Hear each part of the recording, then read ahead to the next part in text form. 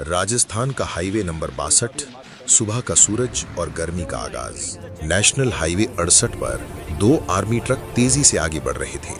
एक ट्रक पर आर्मी सैनिक सवार थे और दूसरे ट्रक में जरूरी वेपन्स व मेडिसिन थी, जिन्हें हर हाल में बॉर्डर तक पहुंचना था।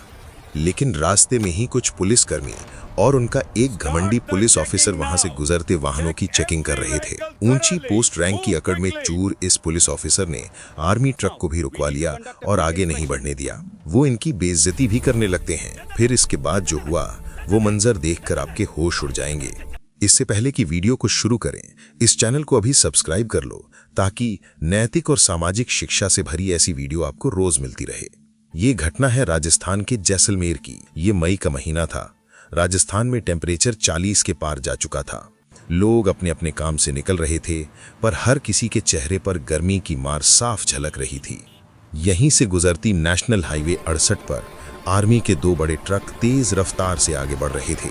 इस ट्रक को जल्द से जल्द वहां के नजदीकी बॉर्डर पर पहुंचना था।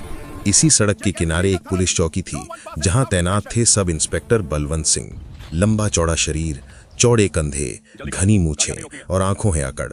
बलवंत सिंह को थाने में सब सरदार कहकर बुलाते थे। वो अपनी ड्यूटी को लेकर सख्त तो थे, लेकिन उनके इस अंदाज में अहंकार की बू बढ़ चढ़कर आती थी। उस दिन उन्होंने नाकाबंदी लगवाई थी। कारण था, कुछ दिनों पहले इसी रूट से शराब की बड़ी खेप पकड़ी गई थी और खबर आई थी कि आज फिर से अवैध माल इसी रास्ते से जाने वाला है।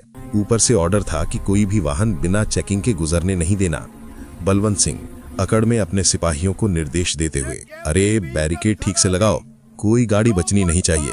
कान खोल कर सुन लो, आज एक एक वाहन की तलाशी होगी और अगर किसी पर संदेह हो तो तुरंत उसी की आईडी चेक करो और अगर अवैध माल पकड़ा जाए तो तुरंत उस व्यक्ति को हिरासत में लो। सिपाही एक पसीना पोंछते हुए कहता है, जी सर, पूरी सख्ती से चेकिंग हो रही है। इस गर्मी में तो हालत खराब है, पर हम डटे हुए हैं। बलवंत सिंह घूरते हुए कहते हैं, गर्मी? तुम्हें देश की सेवा की याद नहीं आती क्या? शिकायतें कम करो और काम पर ध्यान दो। सड़क के किनारे बैरिकेड्स लगाए गए थे। पुलिस वाले पसीने से लथपथ होकर भी हर गाड़ी रोक रहे थे। कोई ट्रक, कोई जीप, कोई निजी कार, सबको रुकना पड़ रहा था। तभी एक ड्राइवर गर्मी से परेशान होकर बोला, भाई जल्दी करो, धूप में खड़े खड़े जान निकल रही है, सामान लेकर जाना है, लेट हो रहा हूँ। बलवंत सिंह आंखें तरेर कर, अरे चुपचाप खड़े रहो, जब तक कागज नहीं दिखाओगे गाड़ी आगे नहीं जाएगी। ये बलवंत सिंह का इलाका है, यहाँ मेरा कानून चलता है। ज्यादा ची चपड़ किया तो बदतमीजी के आरोप में थाने में बंद कर दूंगा और चालान काटूंगा, वो अलग। ड्राइवर सहम कर जल्दी से कागज निकालते हुए, जी साहब, ये लीजिए कागज। इस पुलिस वाले कभी किसी का चालान काटते, कभी गाड़ी की डिक्की खोलते, कभी बैग की तलाशी लेते। ये नजारा देखकर आम लोग मन ही मन बुदबुदाते, अरे क्या यार, इन पुलिस वालों को तो बस बहाना चाहिए आम लोगों को परेशान करके पैसे कमाने का।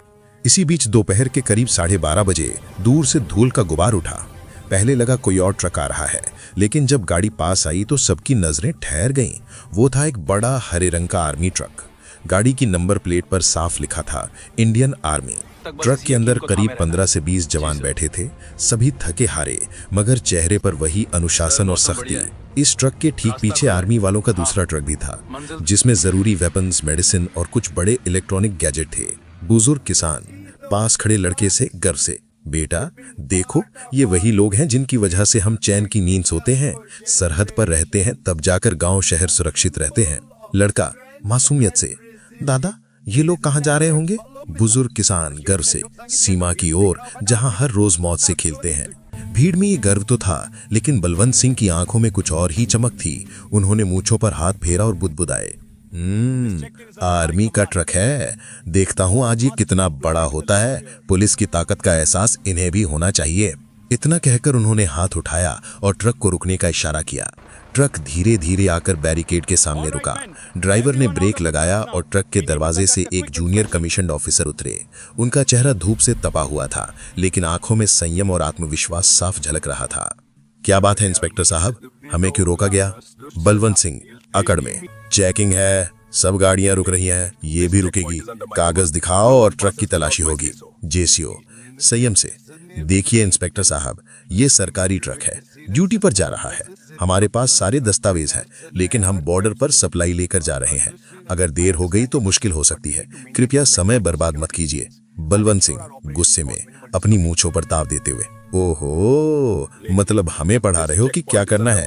यहाँ कानून मैं हूँ, चाहे ट्रक आर्मी का हो या किसी मंत्री का, चेकिंग तो होगी ही। सबको उतारो और सामान भी चेक करेंगे। भीड़ में हलचल मच गई। लोग हैरान थे। अरे, पुलिस वाले आर्मी का ट्रक भी रोक रहे हैं, ये तो हद हो गई।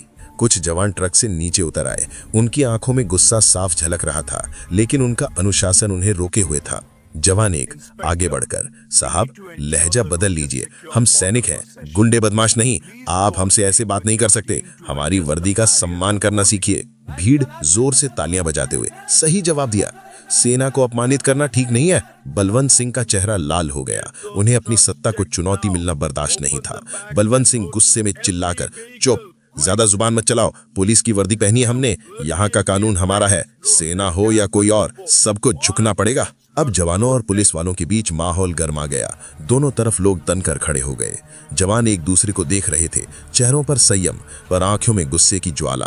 पुलिस वाले भी अपनी लाठियां कसकर पकड़ चुके थे। ऐसा लग रहा था मानो कुछ ही पलों में भिड़ंत हो जाएगी। भीड़ में खड़े एक युवक ने मोबाइल निकालकर वीडियो बनाना शुरू कर दिया।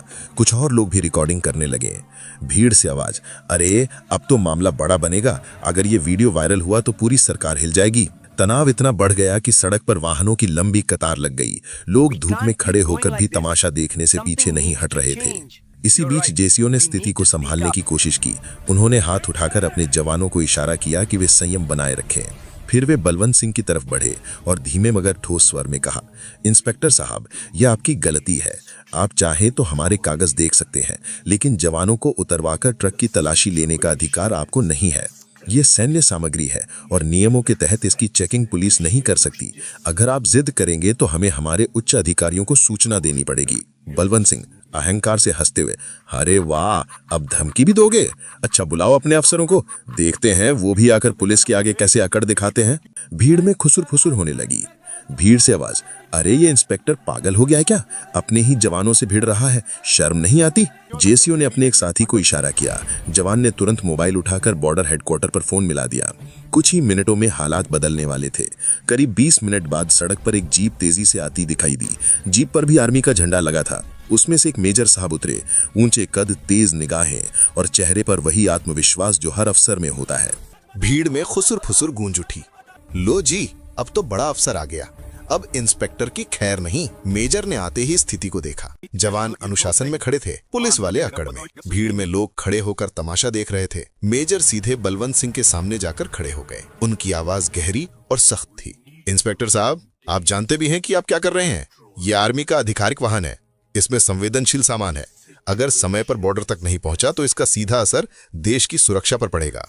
आपको अधिकार नहीं है कि आप इस तरह सेना के काम में बाधा डालें। ये अक्षम्य अपराध है। भीड़ तालियां बजाते हुए, सेना जिंदाबाद, हमारे जवानों का अपमान बर्दाश्त नहीं करेंगे। सही कहा मेजर साहब। देखिए मेजर साहब, हम तो सिर्फ अपना काम कर रहे थे। हमें आदेश मिला है कि हर गाड़ी की चेकिंग हो, चाहे वो किसी की भी हो। मेजर आंखें सख्त, गुस्से में, आदेश का मतलब अंधापन नहीं होता इंस्पेक्टर। अगर कानून व्यवस्था बनाए रखना आपकी जिम्मेदारी है तो देश की सीमाओं की सुरक्षा हमारी जिम्मेदारी है। हमें रोककर आप देश के साथ खिलवाड़ कर रहे हैं। अगर आप तुरंत रास्ता नहीं खोलते तो मुझे मजबूरन कड़ी कार्रवाई करनी पड़ेगी। ये सिर्फ चेकिंग का मामला नहीं, ये राष्ट्रीय सुरक्षा का मामला है। भीड़ से आवाज, सही कहा, अब इंस्पेक्टर का घमंड टूटेगा। तनाव अपने चरम पर था। पुलिस और आर्मी आमने सामने खड़ी थी।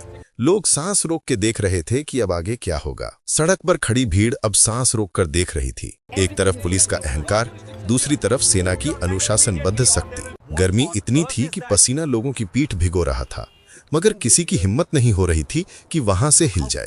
हर किसी को लग रहा था कि इतिहास का कोई पल उनकी आंखों के सामने घट रहा है। सब इंस्पेक्टर बलवंत सिंह अब तक अकड़ में थे, लेकिन मेजर की सख्त आवाज ने उनके आत्मविश्वास की नींव हिला दी थी। उनकी मूछें भले ही तनी हुई थीं, मगर माथे पर पसीना और आंखों में झिझक साफ दिखाई देने लगी थी। मेजर 2 कदम आगे बढ़कर बलवंत सिंह की आंखों में देखते हुए, इंस्पेक्टर साहब, आपकी ड्यूटी का हम सम्मान करते हैं, लेकिन आपको यह समझना चाहिए कि यह सेना का वाहन है।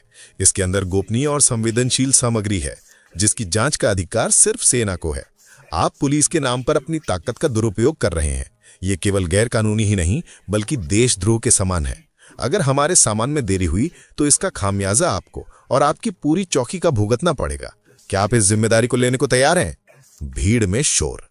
सेना सही कह रही है, पुलिस वाले हद से बढ़ गए हैं। देश के रखवालों को रोकना शर्म की बात है। बलवंत सिंह ने भीड़ की तरफ देखा। हर नजर अब उनके खिलाफ थी। कुछ लोग मोबाइल से वीडियो बना रहे थे। उन्हें एहसास हुआ कि यह मामला अगर ऊपर तक गया तो ना सिर्फ नौकरी बल्कि इज्जत भी चली जाएगी। बलवंत सिंह धीरे से आवाज में थोड़ी लड़खड़ाहट से, देखिए मेजर साहब, मेरा इरादा गलत नहीं था, मैं तो बस आदेश का पालन कर रहा था। मेजर आवाज और कठोर हो गई। आदेश का पालन अंधी अकड़ में नहीं होता इंस्पेक्टर। अगर आपको समझ नहीं है कि कहां रुकना चाहिए तो ये आपकी कमजोरी है। याद रखिए, हम दोनों ही वर्दी वाले हैं, लेकिन फर्क इतना है कि हम सरहद पर गोली खाते हैं और आप यहाँ जनता के बीच खड़े होकर नियम लागू करते हैं। हमें अपमानित करने का हक आपको किसी ने नहीं दिया। हमारी शहादत का अपमान करने का हक किसी को नहीं है। भीड़ जोरदार ताली बजाई। भारत माता की जय, इंडियन आर्मी जिंदाबाद। ये नारे बलवंत सिंह के कानों में हथौड़े की तरह पड़ रहे थे। उनकी आंखें झुकने लगी। पहली बार उन्होंने महसूस किया कि पुलिस की वर्दी पहने होने के बावजूद उनकी इज्जत भीड़ की नजरों में खत्म हो चुकी है।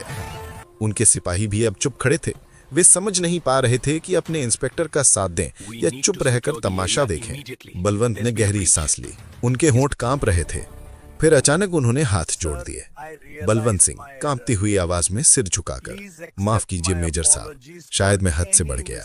मेरा मकसद आपको और जवानों को अपमानित करना नहीं था। कृपया इसे मेरी गलती समझकर माफ कर दीजिए। मैं अपनी गलती स्वीकार करता हूँ। ये सुनते ही भीड़ में सन्नाटा छा गया। हर किसी ने सोचा, क्या सचमुच ये वही बलवंत सिंह है जो कुछ देर पहले दंभ में बरे खड़े थे? मेजर गंभीरता से, इंस्पेक्टर साहब, माफी मांगने से गलती मिटती नहीं है, लेकिन अगर आप सच में अपनी गलती समझ गए हैं तो ये आपके लिए सबक होना चाहिए।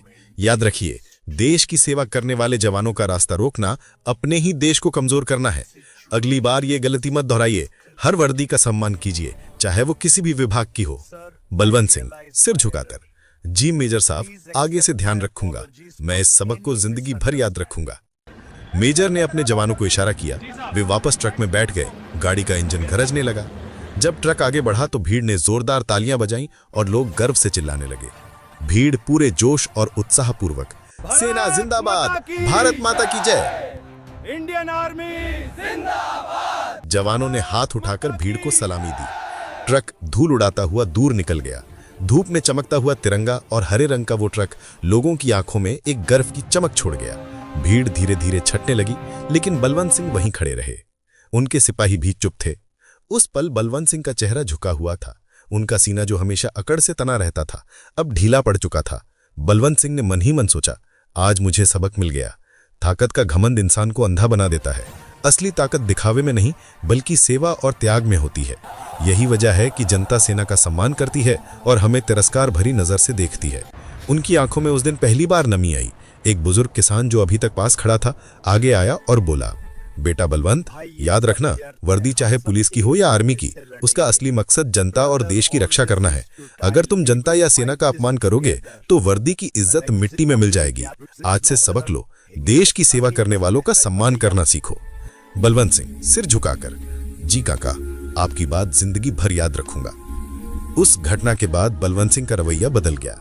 अब वो चेकिंग के दौरान भी इंसानियत से पेश आते। उनकी आवाज से अकड़ कम हो गई और जिम्मेदारी की भावना बढ़ गई। लोगों के बीच ये किस्सा फैल गया, घमंड चाहे पुलिस का हो या किसी और का, टूट कर ही रहता है। असली इज्जत तो उसी को मिलती है जो देश के लिए बलिदान करता है। चाहे कोई भी अधिकारी हो, चाहे इंस्पेक्टर हो या चपरासी, हर एक अधिकारी को एक दूसरे का सम्मान करना चाहिए, क्योंकि असली ताकत एकता में है।